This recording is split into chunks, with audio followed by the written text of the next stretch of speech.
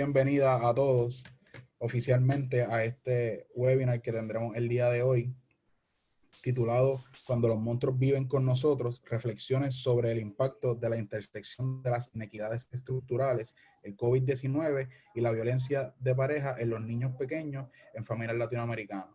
Mi nombre es Ángel Casillas y soy el gerente de proyecto para el National Hispanic and Latino Mental Health Technology Transfer Center, y les doy la bienvenida el día de hoy a este excelente webinar. Antes que todo, nos gustaría tocar algunos asuntos importantes para anotar durante la presentación. Esta presentación va a estar siendo grabada y entonces nosotros le pedimos que ustedes van a estar muted o van a estar en silencio durante la presentación. Por favor, refiéranse a los controles abajo del Q&A para hacer preguntas a los presentadores. Estas vamos a estar tomando hacia el final de la sesión, y pueden referirse al chat para las preguntas más generales en cuanto a dudas que ustedes puedan tener a través de la presentación. Esta presentación van a estar recibiéndola junto a un certificado de participación. El MICTC busca acelerar la adopción e implementación de prácticas basadas en evidencia a través de todos los Estados Unidos y sus territorios. Y esto lo hace a través de sus 10 centros regionales y 2 centros nacionales. Aquí podemos ver un mapa donde están ubicados los diferentes centros, las 10 regiones y los 2 centros nacionales. En cuanto a los centros nacionales, como les mencioné, pertenezco al National Hispanic and Latino Mental Health Technology Transfer Center. Nosotros estamos basados en la Universidad Central del Caribe en Puerto Rico y somos parte del Instituto de Investigación, Educación y Servicios en Adicción. Nosotros servimos como expertos en la materia para ayudar a proveer adiestramiento, asistencias técnicas y recursos a lo que son proveedores de servicios de hispanos y latinos. Y esto lo hacemos a través de prácticas basadas en evidencia y prácticas prometedoras. Pueden seguirnos y buscar más información sobre nosotros en nuestra página o a través de las redes sociales. Este es un pequeño disclaimer de nuestros sponsors, que estamos sponsor by SAMHSA, y las expresiones vertidas por estas no reflejan lo que son las expresiones de esto, sino las de nuestros presentadores. Al final de la presentación tendrán la oportunidad de evaluar lo que fue el contenido de la misma y los presentadores. Para nosotros es muy importante que usted llene esta evaluación, así nos ayuda a poder continuar creando contenido como este y saber su sentir en cuanto a posibilidades en cuanto a mejorías. Puede hacerlo a través de el enlace que ve en pantalla o a través del QR code que también pueden ver en pantalla.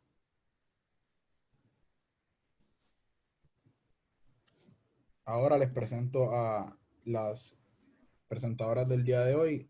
Primeramente tenemos a Carmen Rosa Noroña, quien es originalmente de Ecuador y por más de 25 años ha provisto servicios clínicos a niños y familias en una variedad de diferentes entornos. Por otra parte, también tenemos a la doctora Wanda Vargas, quien actualmente es psicóloga Senior Psychologist at New York Presbyterian Family Peace Trauma Treatment Center. Y la doctora Vargas emigró a los Estados Unidos de la República Dominicana cuando tenía 3 años. Sin más, me gustaría dejarlos con Carmen Rosa Noroña y Wanda Vargas para la presentación del día de hoy. Adelante, doctoras. Muchas gracias. Mi nombre es Carmen Rosa Noroña y trabajo en el programa Child Witness to Violence en el Boston Medical Center. Somos un centro categoría número 2 del National Child Traumatic Stress Network y proveemos servicios a niños de 0 a 8 años. Estoy muy contenta de estar con ustedes hoy día y voy a cederle el micrófono a mi colega Wanda Vargas Haskins para que ella se presente y luego yo continuaré dándoles una introducción de qué es lo que vamos a cubrir hoy. Gracias, Wanda. Carmen. Y gracias, Ángel. Bienvenidas a todos. Es mi placer presentar hoy esta información. Mi nombre es Wanda Vargas Haskins. y soy psicóloga en el Hospital New York Presbyterian, un programa que se llama Family Peace Trauma Treatment Center. Nosotros les proveemos servicios a niños de 0 a 5 años que han sido víctimas de cualquier tipo de violencia o trauma. Carmen, muchas gracias. Muchas gracias. Entonces, en general, el título de estas presentaciones es la prevención y respuesta a la violencia intrafamiliar durante la pandemia del COVID-19. Y debido a la relevancia y a la importancia y a la exacerbación de la violencia doméstica, como sabemos durante la pandemia, pensamos que era importante que nos focalizáramos solamente en ese aspecto o en ese foco de la violencia intrafamiliar. Y con el título, como se menciona, cuando los monstruos viven con nosotros, queremos resaltar la experiencia de los niños chiquitos y de sus padres y particularmente qué es lo que pasa en relación a las relaciones vinculares y de afecto en el contexto del COVID-19 y el incremento de la violencia doméstica. Siguiente slide, por favor. Siguiente slide, por favor. Entonces, como objetivo tenemos el identificar el impacto de la pandemia y las inequidades ya existentes en las familias latinoamericanas como factores que han exacerbado los aspectos de riesgo, particularmente para los latinoamericanos, las latinoamericanas y les latinoamericanas. De reconocer también el aumento, como mencioné, de la violencia de pareja y su impacto desde la perspectiva, no solamente desde el adulto, pero desde el niño y la relación de apego. Y pensar en estrategias de apoyo e intervención que estén informadas en el contexto de las realidades de las familias latinoamericanas o de lo que hemos ido aprendiendo acerca de las realidades durante el contexto de la pandemia y que estén informadas también en el desarrollo, en el trauma y más que nada que nos inviten a pensar en cuáles son las alternativas y cuando parece que no hay alternativas, de manera que todas las intervenciones estén pensadas en cómo fortalecer la relación o cómo fortalecer a la persona, particularmente que es la persona que está, es la madre, el padre, la persona a cargo de los niños, pero que también está siendo abusada y que sean estrategias que provean fortaleza y esperanza y que también estén basadas en la seguridad. Y queremos emplear un espacio también para reflexionar en las políticas, en las implicaciones a nivel de políticas públicas y de abogacía. Siguiente slide, por favor.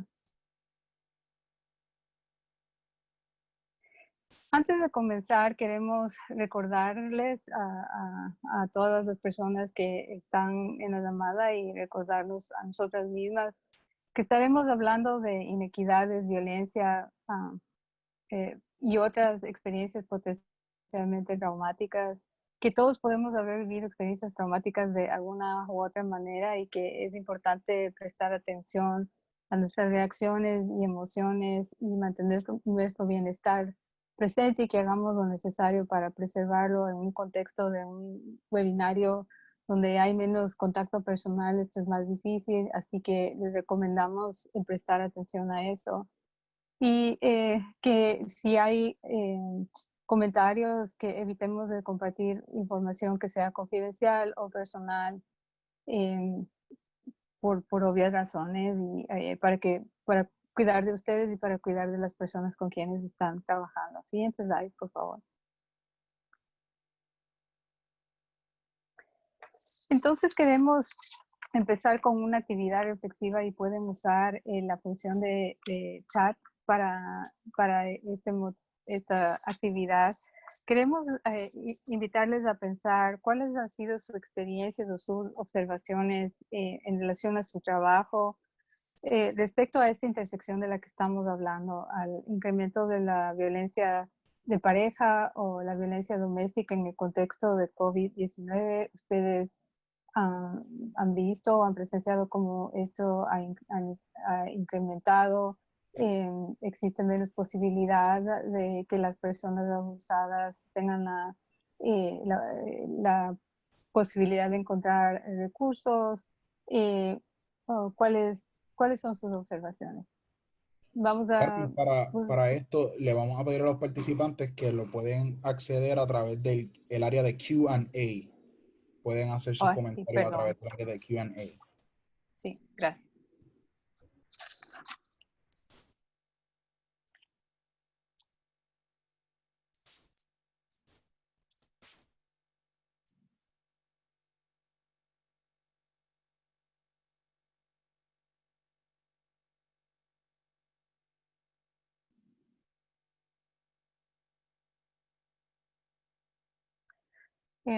Si pudiésemos leer algunos de los comentarios. Sí, acabamos de recibir el primero. Aquí mencionamos, en Puerto Rico los casos han aumentado sobre la violencia. Otro de los comentarios que tenemos por aquí es miedo de usar recursos disponibles. Entendemos que es por parte de los participantes. Por otra parte, aquí tenemos, veo que las familias están teniendo más peleas. Por ejemplo, tengo una familia en particular que está hablando de divorcio. Por aquí Bueno, también tenemos, los sistemas de salud pública no han creado programas de salud mental para trabajar las habilidades sociales en la familia y en la comunidad. Y con eso, aquí tenemos que también un elemento sería el uso de alcohol y drogas, también lo mencionan por aquí. No es tan fácil encontrar lugares debido a la falta de recursos. Y por ahí van los comentarios. Muchas gracias. Siguiente slide, por favor.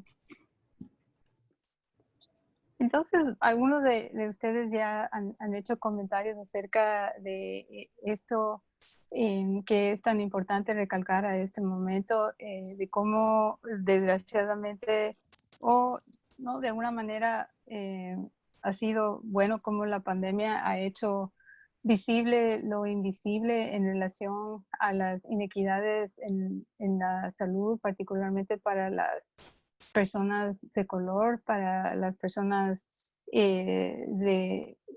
indígenas, para las personas mayores, para los niños, para las personas inmigrantes, eh, para las familias que que se encuentran en situación migratoria de estatus mixto o para las personas que están indocumentadas. Estos grupos estaban ya marginalizados antes de la COVID-19 y la COVID-19 solamente lo que hizo es agravar muchos de los riesgos y agravar las brechas en relación al acceso a recursos. Siguiente slide, por favor.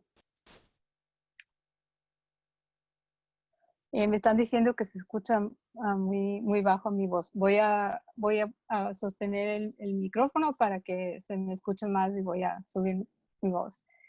Entonces, un poco para resaltar estas disparidades y estas inequidades de las que mencioné anteriormente, si pensamos en los Estados Unidos y las estadísticas al 10 de junio del 2020, una de cada 1.625 personas afroamericanas ha muerto, una de cada 2.775 personas indígenas estadounidenses ha muerto, una de cada 3.550 personas latinoamericanas han muerto y una de cada 3.800 estadounidenses asiáticos ha muerto y uno de cada 3.800 estadounidenses blancos ha muerto. Entonces, esto demuestra a nivel nacional que los latinoamericanos han muerto en comparación con a mayor proporción en comparación con las personas blancas estadounidenses, pero que igual la disproporcionalidad y el impacto de las muertes ha sido en las familias de las personas afroamericanas y las personas indígenas estadounidenses. Siguiente slide. En relación a los latinoamericanos, lo que se ha encontrado de acuerdo a un reporte del New York Times de julio del 2020 es que en los latinoamericanos de Estados Unidos tienen 3 veces más probabilidades de infectarse con el COVID-19 y 2 veces más probabilidades de morir por el virus, que comparando las infecciones y muertes en los mismos grupos de edad, las disparidades son extremas en las personas latinoamericanas de 40 a 55, 59 años, que han sido afectadas en un índice 5 veces mayor que las personas blancas del mismo grupo de edad, y de que las personas latinas murieron, de aquellas personas que murieron, más del 25% eran menores de 60 años comparados con el 6% en los grupos raciales blancos de la misma edad, lo que significa que personas más jóvenes y probablemente en edad de criar niños, padres, madres, están en riesgo de morir o han muerto, y eso en la parte clínica, que es la que yo trabajo, y también en las consultorías que hago, este es un tema muy permanente, muy presente, el miedo a morir, el miedo a dejar a los niños, que se exacerba o que se aumenta a los temores ya existentes, por ejemplo, en relación a la separación ligada a las políticas de inmigración. Siguiente slide, por favor.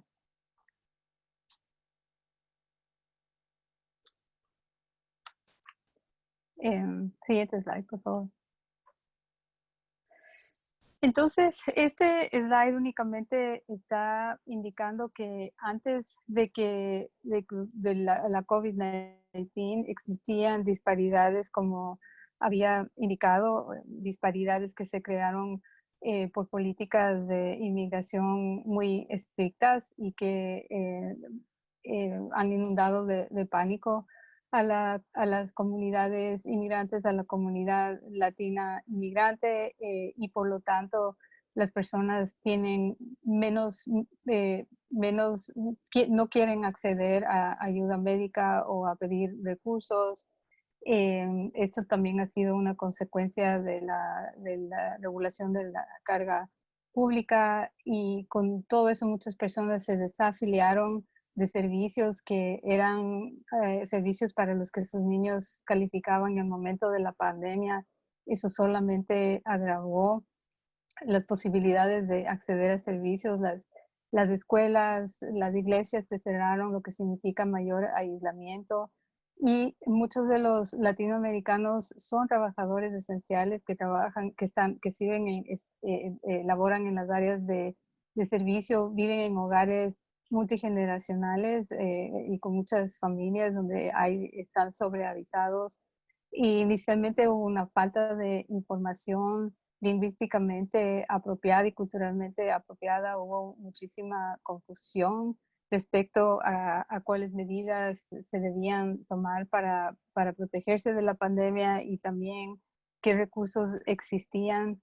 Ha habido una demanda grandísima y una presión muy grande para los padres para usar el Internet, para usar Zoom, para hacer las tareas con los niños, y para muchas familias esto no ha sido realístico porque no tienen los recursos o no tienen la presencia mental o el tiempo para poder dedicarse a aprender una nueva cosa. Además, con el aislamiento, que es el tema que nos compete hoy, se han incrementado las tensiones familiares. Ha habido pérdidas económicas, pérdidas de trabajo, que ha obligado a muchas personas a volver a relaciones abusivas, lo que hace que la posibilidad del incremento de la violencia doméstica se dé. Siguiente slide, por favor.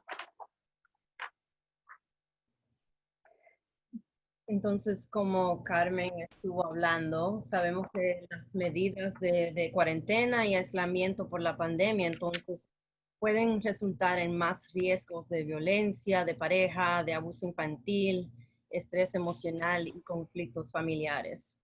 Sabemos que, por ejemplo, en el programa Violence Intervention Program en la ciudad de Nueva York, experimentó un aumento de casi 35% de llamadas a su línea de ayuda, en marzo de 2020 en comparación con febrero del 2020.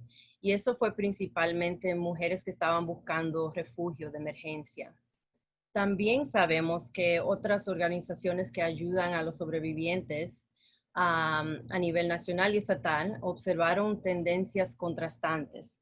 Por ejemplo, en algunas regiones un aumento de llamadas a las líneas de ayuda directa, pero en otras hubo una disminución debido a la presencia constante del agresor, que claro puede limitar las posibilidades de llamar y buscar ayuda. El próximo slide, por favor. Entonces, exactamente cómo definimos la violencia de pareja. Es un patrón de comportamientos utilizados por una pareja para mantener el poder y control sobre otra pareja en una relación íntima. Claro que existe un desequilibrio de poder y la dinámica central es de poder y control. Una pareja tiene poder y control sobre la otra. Rara vez se encuentra que esto es un incidente aislado, es un patrón de comportamiento coercitivos. Y entonces ese tipo de comportamiento se usa para establecer la intimidación y el control en la relación. Claro que lleva un elemento de miedo. Sabemos que hay relaciones que no son saludables, pero no necesariamente llevan un elemento de miedo. Próximo slide, por favor. Algunas estadísticas de violencia de pareja en mujeres latinas.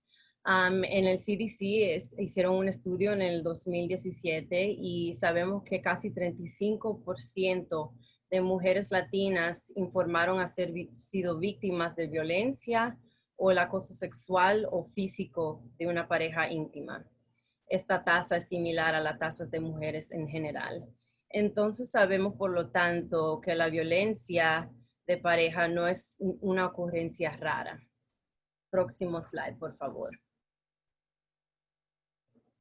Entonces, como dije anteriormente, la dinámica de violencia de pareja tiene que ver con el ejercicio de poder y control. Algunos de los mecanismos de control que emplean la gente, la persona agresora, que han sido reportados durante la pandemia, incluyen información errónea sobre el virus para crear miedo y aumentar el control sobre la otra persona. También la persona agresora puede retener los artículos necesarios para mantener la salud. Por ejemplo, gel antisépticos o desinfectantes. Y también sabemos que hacen amenazas de deportación para inmigrantes indocumentados y que tienen acceso limitado a la comunicación con sistemas de apoyo. También hemos oído que hay restricción de tarjetas de seguro, de salud y otra documentación relevante. Entonces la gente no puede ir al doctor o recibir ayuda médica si lo necesitan. Y también información errónea sobre los recursos legales que están disponibles para ellos. Próximo slide, por favor. Ahora, es importante para entender la dinámica de violencia de pareja, identificar varios factores, pero no solo enfocarnos en los factores de riesgo, pero también resaltar los factores de protección que son importantes. Próximo slide, por favor. Sabemos que para familias latinas hemos identificado en la literatura los siguientes factores de protección. Espiritualidad y meditación, deseo de proteger a los niños, claro, es un factor de protección. Y también factores socioculturales como el familismo. Entonces la importancia de la familia, claro, es algo bien... un factor de protección para familias latinas, igual que la fe, la religión y también historias culturales y familiares de sobrevivencia y fortaleza. El contacto con la comunidad o con redes de apoyo son factores importantes para la protección contra la violencia. Y también familiares o proveedores quienes no juzguen y estén pendientes a la familia. Claro que acceso a información lingüística y culturalmente sensible y definitivamente un plan de seguridad es importante para proteger a las personas de violencia. Próximo slide. pero también sabemos que existen factores de riesgo, como las normas socioculturales. Por ejemplo, antes dije que el familismo es un factor de protección, pero también puede ser un factor de riesgo por la santidad de la familia y el hogar, que puede dificultar que personas se expresen o dejen situaciones abusivas. También el estigma de hablar de la violencia de pareja. So, por ejemplo, tenemos un dicho que es que los trapos sucios se lavan en casa. Quiere decir que la violencia doméstica, la violencia entre pareja no se habla, es un secreto. Pero es importante que los tabús culturales se discutan para dejar que ya no estén en silencio. También el estatus migratorio, como dije antes, pueden ser amenazados con deportación. La falta de acceso a información lingüística y culturalmente apropiada. Y también sabemos que las latinas están más concentradas en ocupaciones poco calificadas y mal remuneradas comparadas con la fuerza laboral en general. Entonces, eso es una situación que crea dependencia económica con la persona abusiva, haciéndolo más difícil dejar una situación abusiva. Y también el deseo de proteger a los niños de disrupciones en la familia puede causar que una persona se quede en una relación abusiva durante este tiempo. Próximo slide. Entonces, las experiencias de violencia de pareja pueden ser lo suficientemente estresantes o lo suficientemente tóxicas que afectan, siguiente slide, por favor, que afectan no solamente a la persona que está siendo abusada, sino también, si pensamos a nivel de la familia, siguiente slide, por favor, afecta a, como decía, tanto a los adultos, a los cuidadores, pero también afecta a los niños y particularmente si pensamos en los niños de 0 a 5 años, afecta a los vínculos de apego. Siguiente slide, por favor. Entonces, si pensamos en las figuras primarias o los cuidadores, la violencia doméstica, hay muchos artículos que señalan cómo puede producir estrés traumático u otros problemas de salud mental como depresión o ansiedad. Se ha reconocido que la violencia doméstica es un problema de salud pública y que tiene implicaciones físicas, emocionales, socioeconómicas a corto y a largo plazo en términos de salud física debido al estrés sostenido y también debido a los riesgos físicos. Pueden las consecuencias pueden ser devastadoras. Las mujeres que están embarazadas particularmente están a gran riesgo en el sentido físico, no solamente para ellas, pero para el bebé y también emocional. Y uno de los aspectos que vamos a discutir más es este impacto en la función o el rol parental.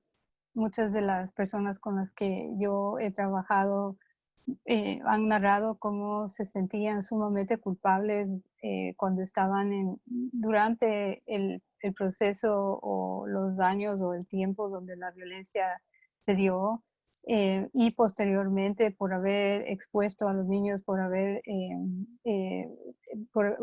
encontrarse en esa situación y no salir de ella. Y eso impactaba cómo ellos se percibían como padres y su rol parental. Siguiente slide, por favor. Y eso tiene un impacto también en cuanto al vínculo de apego. Uno de los imperativos de las relaciones con las figuras primarias de las relaciones de apego es la protección del peligro y el asegurar la sobrevivencia, ¿verdad? Del niño cuando los padres o cuidadores no pueden cumplir esa función, los niños chiquitos se quedan como en un estado de donde se encuentran perplejos porque no saben dónde encontrar apoyo o no saben, y voy a hablar un poco más de eso, no saben dónde, quién de los dos o de los dos personas o más personas que están a cargo de ellos es la persona segura y que les puede proteger.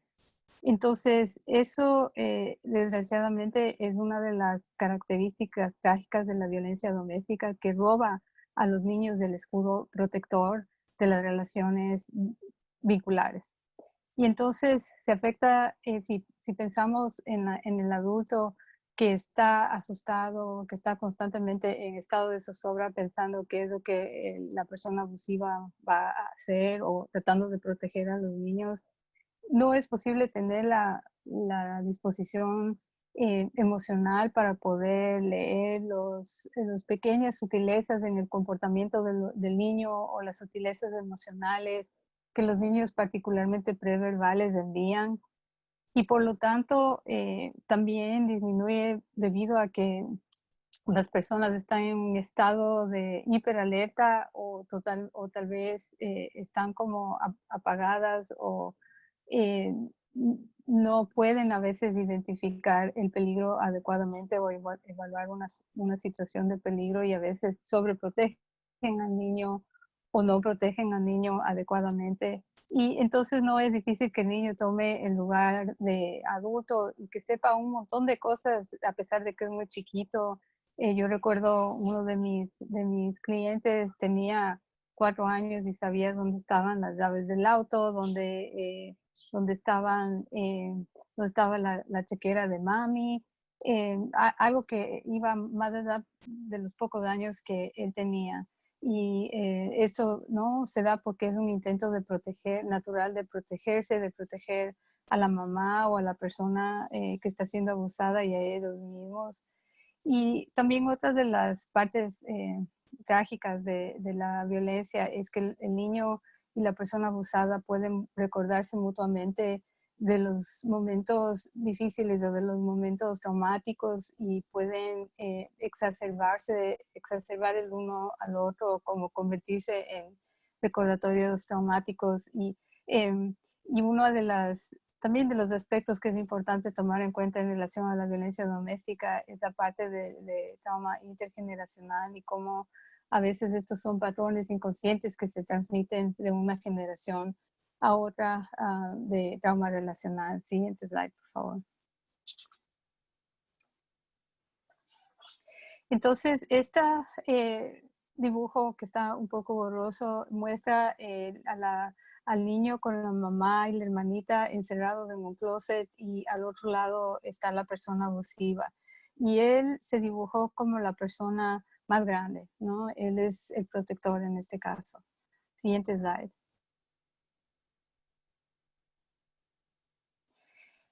Entonces, desde la percepción del niño, desde la percepción del vínculo de apego, como había mencionado, la violencia doméstica puede atentar o destruir la percepción que el niño tiene de los padres como figuras protectoras, como una base segura, y se sienten muy confundidos acerca de a quién acudir o a quién no acudir si están en una dificultad o tienen una duda. Y entonces no es inusual que los niños tengan emociones muy contradictorias en relación a ambos padres o madres o personas que están a cargo de ellos, sintiéndose a veces muy enojados con la persona que está siendo abusada o sintiendo un cariño extremo por la persona que es abusiva, que a veces es difícil para los padres entender eso. Durante los primeros 5 años hay miedos que son propios de la edad, como miedo a los monstruos, miedo a perder partes del cuerpo, miedo a perder a las personas queridas, miedo a desaparecer. Y con todo, cuando existe violencia doméstica, todos estos miedos se vuelven sumamente reales y no hay quien ayude a los niños a vencer estos miedos, que son miedos normativos. De ahí que para ellos los monstruos, el monstruo de la violencia doméstica, el monstruo de a que esa persona que aparece como tan agresiva de ser una fantasía se convierte en una realidad. Y de ahí que decimos que el monstruo está viviendo en la casa. Y todo esto puede crear trastornos de apego que se trasladan a otras relaciones futuras y también cómo el niño percibe el mundo, ¿no? Como un mundo inseguro. Siguiente slide, por favor. Entonces, en este slide, para este chiquito, esto es lo que la casa representa, ¿no? Un lugar de miedo o de mucho riesgo. Siguiente slide, por favor. Y aquí podemos ver cómo el niño percibe lo que le pasó, en este caso, a la mamá que fue agredida, y la sensación de pánico o la sensación que está demostrada en ese dibujo, y cómo en la percepción en los ojos de este niño él está viendo a su mamá. Y en el siguiente slide podemos ver la contradicción que existe pese a que la persona es la persona abusada y es la persona que está en una posición más vulnerable. Para este niño también se volvió una persona muy asustante, ¿no? Y entonces de ahí los sentimientos contradictorios, que es importante tener, siguiente slide, tener todo esto en cuenta, y nuevamente sabiendo que el trauma de la violencia doméstica afecta a la capacidad fisiológica o de regulación fisiológica en un niño, causa de regulación psicológica, a nivel de la regulación afectiva también hay muchos cambios, hay retrasos en el aprendizaje. Y entonces, si pensamos a nivel de todo el desarrollo temprano, que principalmente está basado en que los niños aprendan a regularse emocionalmente, a que aprendan a conectarse con otros, a que aprendan a entender el mundo. Todo eso está en riesgo, ¿no? Cuando hay situaciones de violencia doméstica. Siguiente slide, por favor. Entonces, los niños chiquitos pueden presentar problemas de autorregulación, como hambre inconsolable, dificultades para comer, dormir. Los niños muy chiquitos pueden tener cólicos frecuentes. Si pensamos en los bebés, a veces ignoramos o pensamos que los bebés y los niños muy chiquitos están protegidos de la violencia doméstica porque están dormidos o porque son muy chiquitos, pero estos pueden ser demostraciones o síntomas de que se están dando cuenta. Pueden presentar intensa ansiedad de separación de las figuras parentales, o autoagredirse, o inhibición en el juego. En los niños más grandecitos, en los niños de 12 a 24 meses. Siguiente slide, por favor. Pueden presentarse más irritables, también presentar rabietas largas e intensas, tener síntomas somáticos como dolor de estómago y cabeza. Pueden presentar comportamientos propensos a accidentes, inhibición del juego, la exploración. Pueden volverse más desobedientes o ponerse agresivos, volverse muy activos. También tener mucho miedo a separarse de las personas queridas, y pueden aparecer nuevos temores o exacerbarse los temores propios de la edad, como había mencionado, y también retrasos en el desarrollo. Por ejemplo, si ya habían controlado esfínteres o no necesitaban pañales, de pronto empiezan a mojarse. Y en los niños preescolares, siguiente slide, por favor, estos niños ya tienen más posibilidad de movilizarse y de expresar lo que sienten verbalmente. Pueden presentar dificultades en el desarrollo de la autonomía, también quejas físicas, dificultades de aprendizaje. Muchas veces, bueno, todos los niños chiquitos pueden demostrar a través del juego lo que les está pasando, y a veces el juego es repetitivo, desorganizado. Y entonces, una de las cosas, todas estas pueden ser señales de una expresión del impacto de lo que está pasando en la casa, pero es importante recordar que no todos los niños necesariamente van a presentar síntomas, que depende de muchos factores y que depende de más que nada de cómo los adultos puedan proteger a los niños y también ayudarles a dar sentido a lo que está pasando, y vamos a hablar más de eso. Depende de quién es la persona que es la persona agresora, cuánto tiempo ha estado esto sucediendo. Entonces hay un sinnúmero de factores y también estos síntomas son síntomas típicos de otros problemas en la niñez, así que nuevamente es importante tomar en cuenta el contexto sociocultural y también las fortalezas y los factores de protección, como Wanda nos había indicado, en una familia. Siguiente slide, por favor. Ahora nos gustaría presentar un ejemplo de un caso para poder pensar sobre cómo mejor podemos apoyar a familias que están pasando por este problema durante la pandemia. Próximo slide.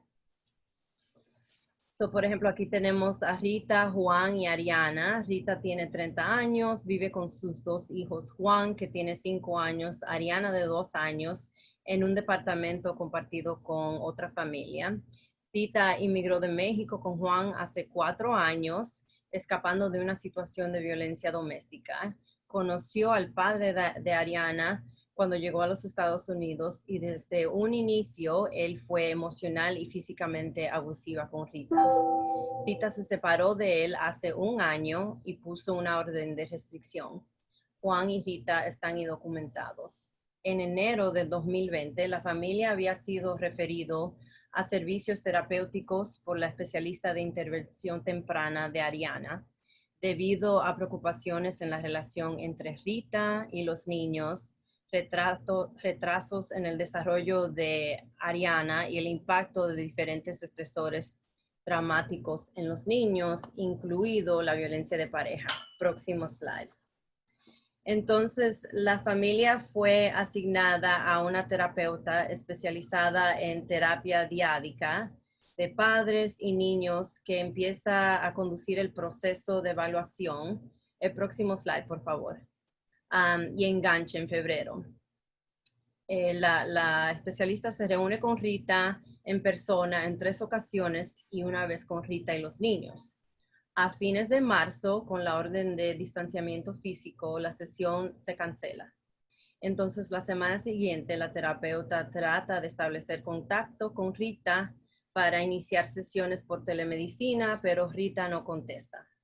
Y después, 2 semanas más tarde, Rita responde y dice que perdió el trabajo y que está viviendo con el padre de Ariana. Próximo slide. Entonces, un poquito de los síntomas que reportó la madre durante el COVID. Antes de la COVID-19, la mamá tenía dificultades para dormir, ansiedad, hipervigilancia relacionada con el clima político, temores de separaciones de los niños, pensamientos intrusivos, dificultades para conectarse emocionalmente con los niños y entender sus señales afectivos o qué le estaban diciendo los niños con su comportamiento y sus sentimientos. Entonces, durante la COVID, los síntomas fueron exacerbados por preocupaciones financieras, por el desempleo, por acoso por parte del arrendador y temor a la muerte de familiares en México y temor al padre de Ariana. Los síntomas han sido pesadillas, alimentación ansiosa, irritabilidad, disociación, aumento de dolores corporales, ataques de pánico y otros síntomas. Entonces, al cuenta de los niños, antes de la COVID, Juan decía, soy tonto, demostraba hipervigilancia, retraimiento y dificultades de separación de su mamá. Durante la COVID, Ariana aumentó los berrinches y el comportamiento desafiante, era irritable, tenía dificultad con el sueño y llanto frecuente.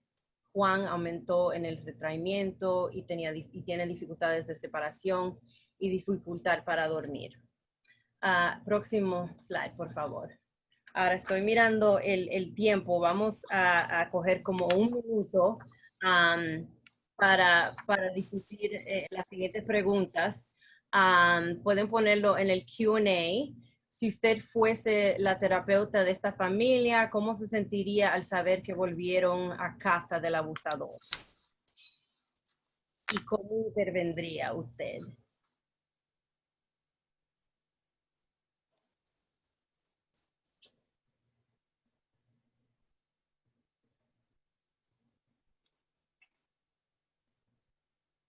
Primero, no juzgar.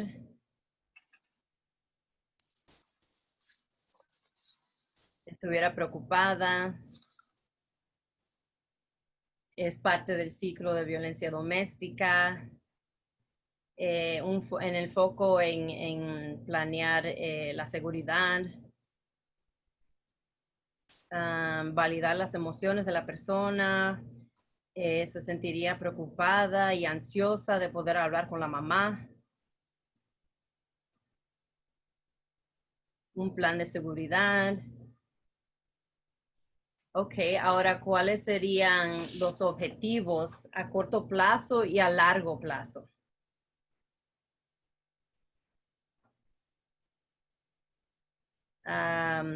Preocupación por los niños, trataría de ver por qué lo hizo, validar y dar recursos, no juzgar, claro.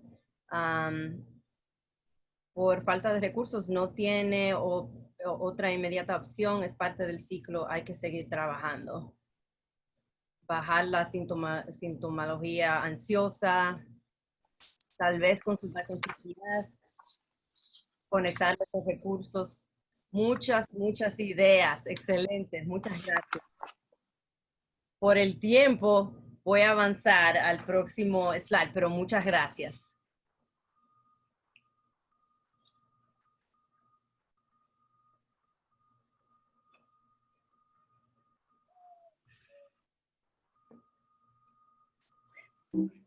Siguiente slide, por favor. Entonces, ustedes han mencionado algunas cosas muy importantes que me hacen pensar que en tres cosas que están mencionando: cómo comprender algunas de las respuestas traumáticas de estrés, ¿no? Que son las respuestas que la mamá y los niños están enseñando o demostrando, y luego cómo mitigar los factores de riesgo y la creación de factores de protección. También en NCTSD ¿no? Y en nuestra práctica pensamos en qué intervenciones están basadas o informadas en la evidencia, y también cómo vamos a hacer esto nuevamente en el contexto de una práctica que sea cultural, lingüísticamente sensible e informada en la diversidad. Y al hablar de la diversidad, aquí me refiero a que tenemos, muchos de ustedes mencionaron la palabra no juzgar, y cómo particularmente el momento de COVID-19, el momento de toda la violencia racial que existe en este momento, y estas situaciones que a veces son imposibles para la familia, es un momento para que podamos tomar conciencia sobre nosotros mismos y pensar en cuáles son los lentes y los colores que traemos, que están basados en nuestra formación profesional, en nuestra propia cultura, que a veces hace que juzguemos a las familias o que tratemos de imponer ciertos modelos de intervención sin tomar en cuenta las inequidades estructurales. Entonces, este principio número uno de los principios informados en la diversidad para la salud mental de los niños señala que para trabajar con bebés, niños y familias requiere que todas las personas, organizaciones y sistemas de atención reflexionemos sobre nuestra propia cultura, valores y creencias, y sobre el impacto que el racismo, el clasismo, el sexismo, el capacitismo, la homofobia, la xenofobia y otros sistemas de opresión han tenido en nuestras vidas, para que proporcionemos servicios informados en la diversidad y en la sintonía con lo que necesitan las familias. Entonces es solo un momento, una pausa para poder reflexionar sobre esto. Aunque seamos miembros de la misma comunidad, no estamos libres de tener prejuicios, nos estamos libres de a veces oprimir o ser un factor de opresión. Siguiente slide, por favor. Entonces, ligado a eso, una de las intervenciones que ha sido, por un lado, muy creativa y ha sido una posibilidad de poder ingresar a los hogares donde se está dando la violencia doméstica es el uso de telehealth o de telesalud o telemedicina.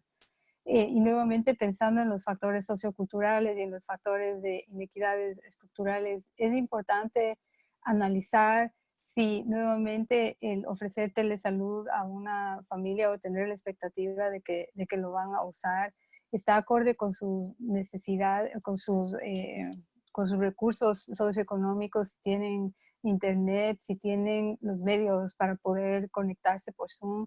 Y luego también explorar si Zoom, si hay una situación de violencia doméstica, si Zoom es realmente seguro.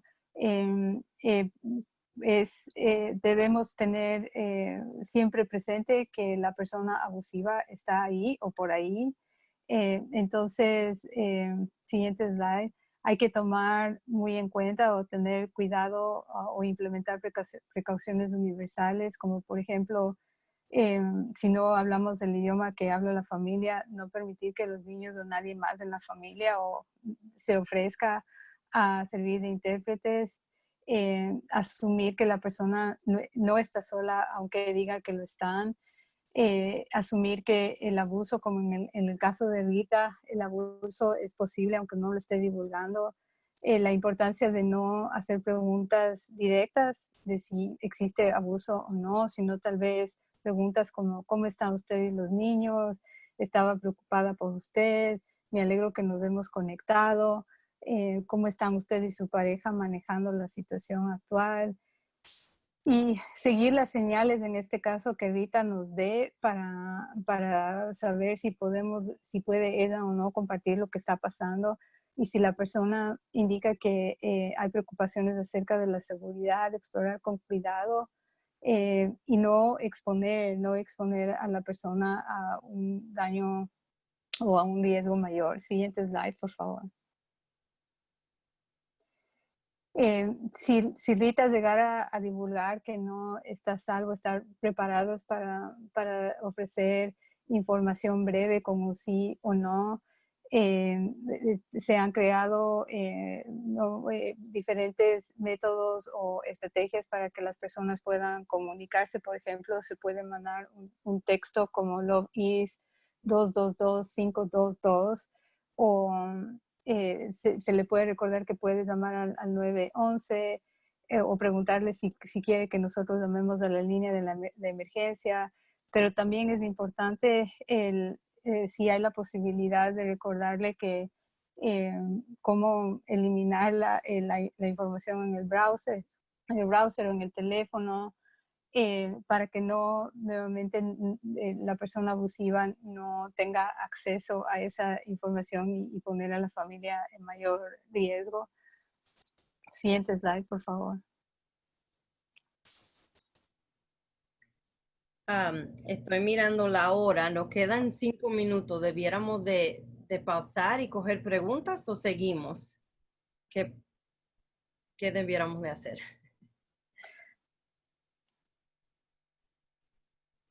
Al momento no tenemos preguntas y por aquí el público nos ayuda y nos dice seguir, pueden seguir, sigan. Okay. Sí que el público manda. Ok, lo voy a decir pronto, es rápido. Estrategias de seguridad, pensando de cómo proteger los niños durante incidentes de violencia doméstica dentro de la casa, importante enseñar a los niños cuándo y cómo llamar al 911, escoger una habitación donde puedan ir si están sintiéndose con miedo, y enseñarle cómo tranquilizarse un poco cuando se sienten asustados. También enseñarle a mantenerse fuera de la cocina, el baño o otro sitio a donde hayan objetos que la persona abusiva puede usar como armas. Enseñarles a nunca intervenir, aunque quieran tratar de proteger a mami o a papi. Ayudarles a hacer una lista de personas con quienes se sientan a gusto hablando y con quienes puedan compartir lo que sienten. También si vemos que tienen síntomas que no se mejoran o que se empeoran, inscribirlos en un programa de terapia. Próximo, por favor. Fuera de la casa, enseñarles a salir de la casa si es una opción, tan pronto como la violencia comience a escalar, y planificar un lugar a donde puedan ir. Tener una palabra o contraseña de emergencia para indicarles que salgan de la casa y asegurarse que nadie sepa lo que significa la palabra secreta. Identificar personas a las que puedan llamar o acudir para pedir ayuda, por ejemplo, vecinos o familiares. Próximo slide, por favor. Ahora, para ayudar la persona abusada durante incidentes de violencia doméstica, es importante identificar en qué momentos y con qué intensidad el compañero o la compañera usa la violencia, para poder evaluar cuáles son los riesgos de cuando escala la violencia y el peligro. También identificar sitios en la casa que sean seguros, a donde no hayan armas y que tengan manera de escapar. Sí, claro, pensar de no salir corriendo a donde están los niños, porque se le puede hacer daño a ellos. Si la violencia es inevitable, entonces proteger el cuerpo, la cabeza, la cara.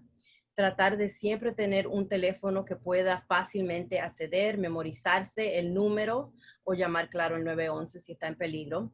Mantener bajo llave cualquier arma fuera de alcance. Acostumbrarse a dejar el carro parqueado hacia la calle con el tanque lleno, y tratar de no ponerse pañuelos o bufandas o collares largos que la persona abusiva pueda usar para estrangularlo.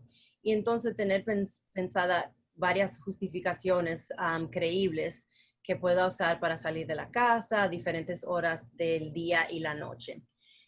Próximo slide, si nos quedan unos minutos. Un plan de seguridad importante, guardar los documentos importantes de usted y sus hijos en un lugar seguro y avisarle a un familiar o un vecino a dónde se encuentran. Si las tensiones suben, tratar de aislarse en la misma casa sin crear conflictos. Si hay peligro de violencia, averiguar si hay refugios abiertos, mandar un texto o marcar el 911. Permitir que amistades o vecinos sepan la situación y hacer un plan de seguridad con ellos. Claro que planear cómo salir de la situación de manera segura y practicar con sus hijos. Y tener un plan alternativo en caso de que los niños le cuenten a la pareja el plan o en caso de que la pareja descubra el plan. Próximo slide.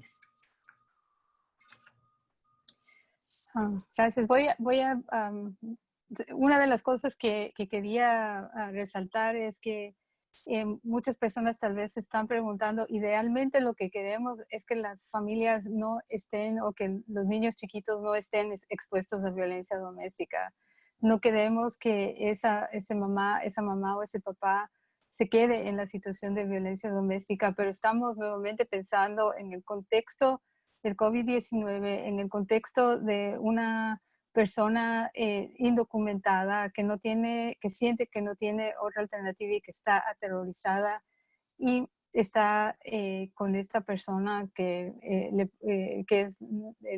ella percibe que es el único contacto que tiene en este país para proteger a sus niños y sobrevivir. Es una contradicción, es un dilema, y entonces todo esto que estamos ofreciendo es cómo pensar en mantener la seguridad en este contexto que es tan inseguro, pero de ninguna manera el mensaje para los niños, por ejemplo, es que esto está bien, o que esto es como resolver problemas. Y también hay maneras de poder pensar cómo hablar de esta situación que es tan difícil a los niños. Y nuevamente con la idea de que queremos rescatar la relación de los padres, o de esa madre, o de la figura que es la más protectora con los niños, hablándoles con la verdad en la manera de lo posible, y también ayudándoles a dar sentido de algo que realmente no tiene sentido en la manera de lo posible, de acuerdo a la edad que ellos tienen. Entonces, al es posible o es importante tener conversaciones con los niños, particularmente si va a ser un plan de seguridad y los niños son muy chiquitos. Y considerar primero la seguridad suya y la de sus niños, y también antes de ingresar en estas conversaciones, el reflexionar sobre cómo se está sintiendo usted, si usted está ansioso o ansiosa, el reflexionar cómo la situación le está afectando, cómo está afectando a sus niños, que ha notado, y qué mensajes quiere darle al niño si la conversación es cómo usted quiere que se pongan a salvo y no intervengan, que la violencia no está bien o que ellos no tienen la culpa ni usted tiene la culpa de lo que está pasando, qué palabras va a usar o materiales de un cuento, un libro, un juego, y tener también en cuenta que no queremos involucrar a los niños en conversaciones de adultos o darles información que ellos no van a poder procesar y que van a hacer que se preocupen más. También estar conscientes de que al abrir la conversación, los niños más grandecitos van tal vez a hacer preguntas y a compartir experiencias que son dolorosas y estar preparados para ello. Siguiente slide. No sé si vamos a alcanzar, pero aquí hay algunas estrategias de cómo iniciar una conversación y siempre la recomendación es preguntarles a los niños qué saben, qué escucharon, y el decir como mami está aquí para escucharte, papi está preocupado por ti, eh, y aclarar que nuevamente la violencia no es solución, no está bien, eh, que el papel de los niños no es el arreglar la situación en la familia o proteger a los padres. Siguiente slide, por favor. Eh, y si usted quiere que haya un plan de seguridad o cualquier cosa que usted les explique, ser lo más concreto posible, utilizar palabras que usted sabe que ellos pueden entender. Habíamos hablado del 911, eso con los niños más grandecitos. Y si ellos llegaran a hacer preguntas que uno no sabe cómo responder, está bien el decir, no sé, no, tengo que pensar más, vamos a volver a hablar de esto. Y también estar alerta a cuáles son las señales de los niños cuando ya no quieren escuchar más o seguir hablando acerca de algo para nuevamente no agobiarlo, de veces que los niños empiezan a jugar o se alborotan, empiezan a correr, estar pendiente de eso. Siguiente slide, por favor. Y una de las cosas que queremos, de los mensajes que queremos ofrecer es que si hay más información, si hay más recursos, hay más posibilidades y más esperanzas para muchas personas de poder salir de una situación de violencia doméstica en estos momentos donde parece que hay menos alternativas en general, pero en general que el ayudar a que las personas piensen cuáles son sus fortalezas, cuáles son las fortalezas de sus niños, la importancia de los vínculos físicos, de un abrazo, de una caricia, de una sonrisa, aun cuando las circunstancias pueden ser difíciles la mayoría del tiempo, la importancia de mantener las rutinas para los niños y para sí misma o mismo, identificar actividades que traigan placer, que la persona disfrute con los niños. Muchas de las mamás con las que he trabajado involucran a los niños al cocinar, ¿no? De manera segura, o al contar historias. Y eso ha sido una manera como de escapar de toda el dolor o la ansiedad que puede causar la violencia, y practicar ejercicios de relajación, de respiración conjuntamente como juego. Ahora hay muchos videos, Plaza Sésamo tiene un montón de videos que se pueden sugerir. Y en el siguiente slide tenemos, bueno, es solamente una idea de que al poder, de que todos estos recursos o la presentación de hoy va encaminada a pensar cómo podemos apoyar a la figura que está siendo abusada para que ella o él pueda a su vez apoyar a los niños, aunque la situación sea extremadamente difícil. ¿Qué puede hacer para poder regularse, para entonces ayudar a que los niños se regulen y cómo puede nuevamente ayudarles a dar sentido de algo que es que no tiene sentido, como es la violencia doméstica. Carmen, Wanda, quiero ser mindful del tiempo, ya son las 2 de la tarde. Ok. Y no tenemos preguntas, pero que tenemos un comentario que me parece interesante. Vi un caso online donde mamá ordenó pizza y en el espacio para ordenar, como deseaba la pizza, la madre pidió ayuda y la empleada de pizzería llamó a la policía. Padre creyó que estaba llegando la pizza y era la policía. Excelente, sí. Muy buena estrategia. Wanda iba a hablar también de cómo, por ejemplo, en España, ¿verdad? Wanda, en las farmacias crearon un sistema que las personas se acercaban a la farmacia y reportaban que estaban en peligro, ¿no? Entonces, queríamos hablar más de sugerencias de políticas públicas, pero esas estrategias son sumamente útiles y es importante continuar pensando sobre ellas. Excelente. Nuevamente queremos dar las gracias por esta excelente presentación. No tenemos más tiempo por el momento. Hoy queremos recalcar a los participantes que gracias por su participación, por sus comentarios en la sección de preguntas y adicional recordarles que tenemos disponible nuestra evaluación a través del enlace. Tenemos disponible nuestra evaluación a través del enlace o a través del QR code y eso nos ayudaría muchísimo para poder continuar a generar material como este de gran interés para toda la población y continuar ayudando a los proveedores de servicios. También me gustaría recordarles que van a estar recibiendo la presentación en un email de seguimiento en unos días, así que sin más, muchísimas gracias a todos por participar y gracias a ustedes, Wanda y Carmen.